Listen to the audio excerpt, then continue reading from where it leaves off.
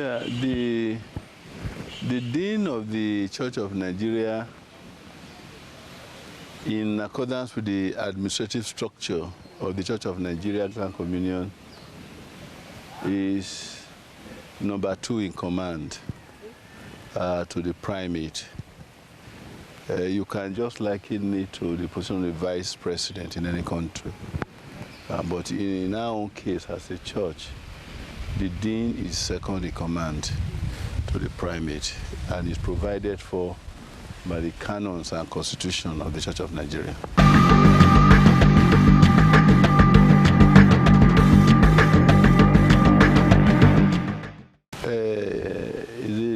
The present constitutional provision has it that the most senior archbishop, by presentation, remains the dean of our church. It could not have been more senior if not presented, because after the election as an archbishop, one is presented. And when one is presented, that begins his journey as an archbishop. So the present constitutional provision, as I said earlier, has it that the most senior archbishop, by presentation, remains the dean of the Church of Nigeria. Yeah. So, you know, for now, when I talk about archbishops, I'm talking about ecclesiastical archbishops on a small piece. We have 14 provinces in the Church of Nigeria Anglican Communion, and these 14 provinces are headed by archbishops. So the most senior of them, by presentation, becomes the dean.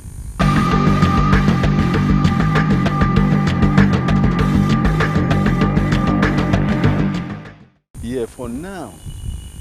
Well, for now, by implication, because when you have the position of the archbishops as 5 years first term, which he has to run the first term, and he could be re-elected for the second term.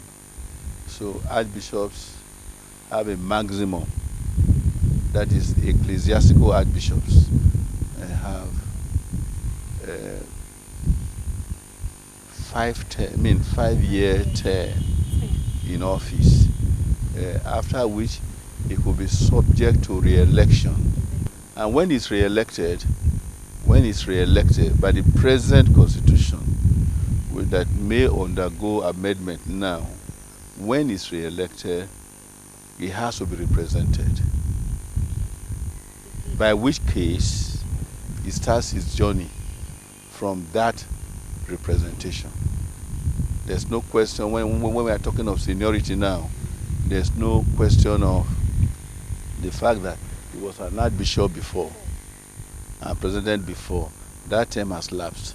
And so, if there was somebody who was presented a year before him, all right, is now that one is now his senior. Let me use my case for example, so that I can drive home the point. You know, I came in as the dean of the Church of Nigeria by this constitutional provision. Not that I was the most senior archbishop by either presentation or consecration. But I came in because of this representation. Because if an archbishop does 5 years and is represented, you know, the first 5 years will not count. It starts a new term. So when my seniors then, like Acnn, like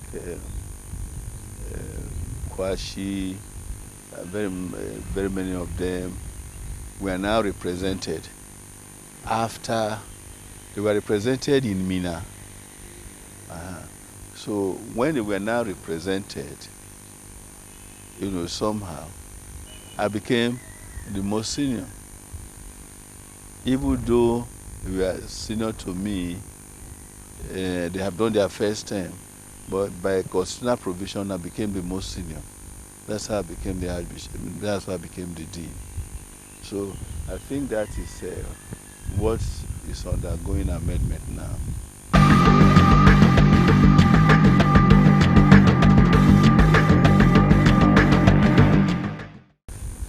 Yes, like as I said, the Constitution makes provision for the Dean, and as I said, it's second in command to the primate. By implication, his roles are advisory in nature. Then secondly, does any work delegated to him by the primate. So although there are certain things that we need to know, in the absence of the primate, if the primate is going to be absent for a very long time, he could request the dean to preside over certain meetings which he, the primate, ought to have presided over. The work of a dean is purely advisory, and at the same time does jobs are delegated to him by the primate. And so that is whatever the primate jobs are, the dean could be made even to do them, and all that.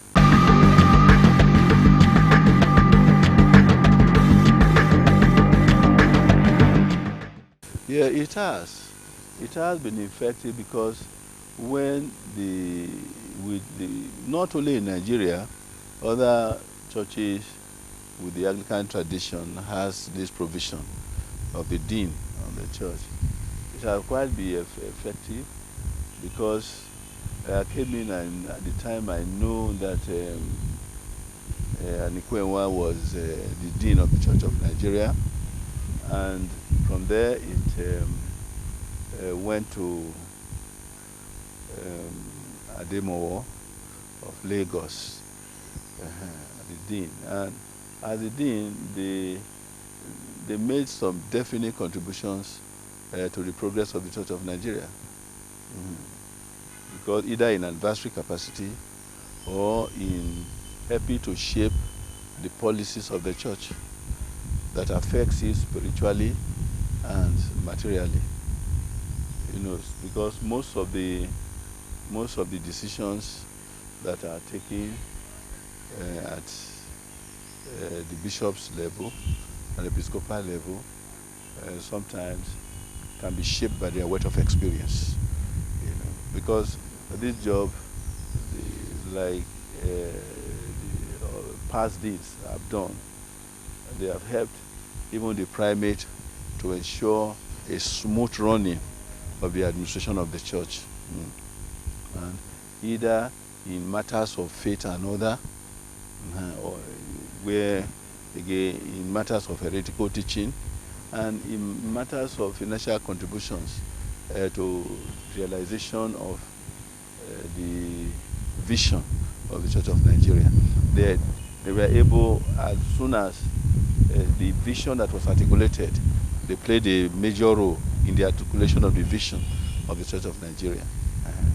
And that vision is what the church is pursuing vigorously to ensure that things work. So the deans, by virtue of the advisory role, have been able to help the primate, to galvanize the activities of the bishops, right?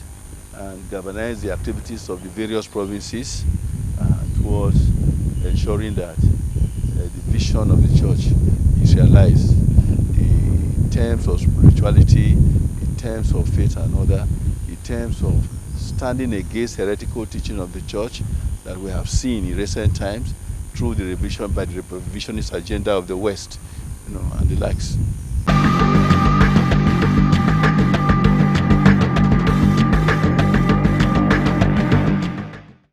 Yeah, it is there. You see, in the army, when you hear esprit de corps, you know, it's as if, and the order, the order of the church is what you see in play in the army, and all that. So, the discipline that is in the church is expected to be even more than of the discipline in the army, because this has to do with partnering with God and all that. So when we talk about discipline or canonical obedience, it simply boils down to respect and obedience to constituted authority. And that is why every bishop, every priest knows his order, know where he belongs. If we come into a procession, I know where I should stay. You know, and so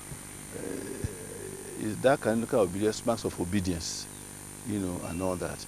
The church, if you look at the process of ordination, process of consecration of bishops, ordination at any level, whether diaconate, priesthood, consecration as bishops and all that, one thing is very clear, that in order to elicit obedience, your obedience, in the presence of the entire congregation present, you are made to take certain oaths or vows, you know, that are there. And they make you take them by, and they administer to you by legal officers to indicate that these are serious matters, and for which one could be held liable. So those are not just mere rituals. They are ways of eliciting obedience. Because for me, for example, I've had course to go through my ordination questions I was asked, and even consecration vows, and I see how wavy they are. It's not just like that, because even when you are reciting them, you may not even know that you will meet with such things, even in the future as you progress in the job. And so you will discover that there's nothing more than obedience. Most of the things we see, where there could be deviations, you know, by participants who actually, yes, it's possible you transfer a priest, and the priest who has sworn canonical obedience to you, you know, and all that, when he's telling you, oh, I cannot go there. That is human frailty. The church itself is a disciplined church. If you are a bishop, you have the canons and the constitution guiding you, and for which any deviation could warrant some disciplinary measures. All right? And so there are certain things you can do, there are certain things you cannot do. And so the Constitution of the Church of Nigeria is there, and it guides not only the bishops, but the entire membership of the church. The bishops or archbishops will be subjected to discipline. The same thing the clergy, and the same thing the laity. The Constitution provides for all this. And who makes them out? At different levels of our church organization or management, discipline is enforced. For example, at the archdeaconry level or at the parish level, you know, somehow, at the archdeaconry level, queries could be issued to an area priest, all right, and process. The same thing the bishop on his own can, in order to enforce discipline in the church, query an area priest and subject him to some investigations. That's why you have the bishop's court. All right? So there is discipline in the church, and at different levels of church organization, discipline is enforced. Yeah. For example, if an archbishop errs, there could be presentation. All right? And all that. You know, articles of presentment, you know, and all. We have had occasions where some bishops have been disciplined in this church. So it's, there's nobody that is above discipline in the Church of God.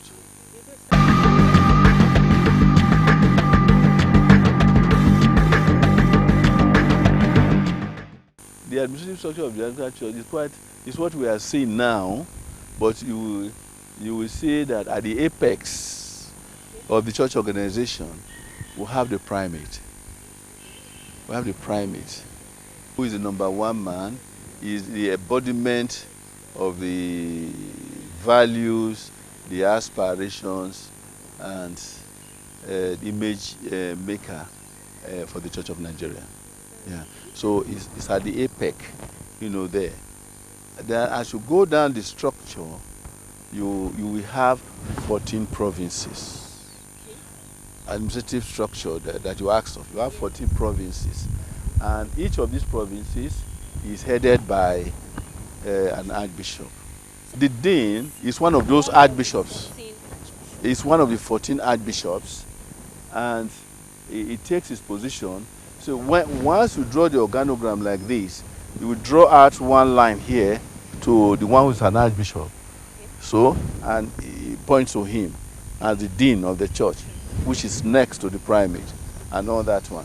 Then out of that, in the various ecclesiastical provinces, there are dioceses. And these dioceses are headed by bishops. All right? And so in the case of Nigeria, I think it's about 165 bishops and distributed into 14 dioceses of the Church of Nigeria. And dovetailing from that, you have the archdeaconries. Before, some still have districts, and some will still have then parishes, then chapelries, and what have you. The archdeaconries are headed by the venerables or archdeacons, or acting chairman, always known as maybe either they are canons, you don't have an archdeacon there yet, and so on, you put him there. So that is basically the simple structure of the Anglican communion. But then you have the legal officers, where you now have the primate, the apex. With the line you draw after that of the dean to this other one, you draw another line to this place to have the legal department. They are directly responsible to the primate at the national church level, because at the provincial church level you have the chancellors, and the registrar of various dioceses and all that one. So you cannot put that under him. After this 14 line, you draw one line. But that same person, it shows that he's directly responsible to the primate. Yeah. So like Barrister Yisa now, who is our registrar, he's not responsible to me. So if you put him under me, it's wrong. As far as the structure is concerned, he's directly responsible to the primate. Yeah, the issues we have been saying now, they are found in the Constitution. They are found in the Constitution, because once they tell you what I try to do, you may not see the lines drawn in the Constitution, but that is exactly what it is. If you have me to draw an organogram for the Church of Nigeria, that's what I'm going to draw. At the apex is the primate, is the archbishop, is the metropolitan, and is the primate of all Nigeria. You don't just come and become a primate. You are an archbishop of the Church of Nigeria. Then you're also an archbishop of his own ecclesiastical province. Remember that whoever becomes the primate in Abuja today is having 3 functions. He's a bishop of Abuja. He's the archbishop of Abuja province. All right? He's the primate of all Nigeria. 3 functions in one, and he does them. As metropolitan, he's empowered to come. He can come to my diocese without even informing me. He's a metropolitan, and he's the primate of all Nigeria. That is his first. So he takes precedence over anyone. If I want to conduct a service and the primate comes, I'm not to tell him, I am not to tell him what functions to play. He's to tell me what functions to play. He is presiding. I cannot preside over a service where the primate is. He presides. If he comes to my diocese now, and he comes to my diocese and we have a service, by the time we are processing, it is very clear that he's a metropolitan and he's a primate of all Nigeria. So he cannot be in my front. Yes.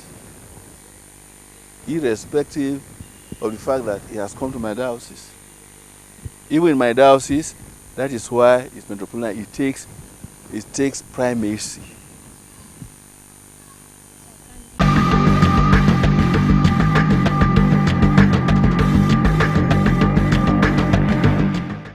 The dean of our church is not by election. It's a constitutional provision. But the primate is also a constitutional provision. It's elected. It's elected by the College of Bishops. All right? So, in our own case, the primate serves for 10 years, after which he retires. All right? He serves for 10 years and is elected. So the dean cannot just promote the dean to say, okay, you are now the primate. No. But that does not prevent, if he still has, that does not prevent him from being elected if it comes to election. Yeah. The dean of the Church of Nigeria as at today, and there is you see me sitting with the primate when we are meeting now. It's because I'm doing that for two reasons. One, as the dean of the church, and secondly, as the archbishop of this province. So if I were not the archbishop of this province, I will still sit down with him as a dean. Then the archbishop will sit down with him. The Anglican Church has a beautiful arrangement. So there is no office there is no office in the primatial headquarters. Remember that the Church of Nigeria has grown over time. Before, when the primate is elected, where your diocese is, that will now be the capital. But we have since grown past that. Before Akiola retired, it was that constitutional provision was passed to make Abuja the seat, the headquarters of the Church of Nigeria, and that headquarters is still to be the seat of the ecclesiastical province of Abuja, and that office is still to be the headquarters of Abuja Diocese.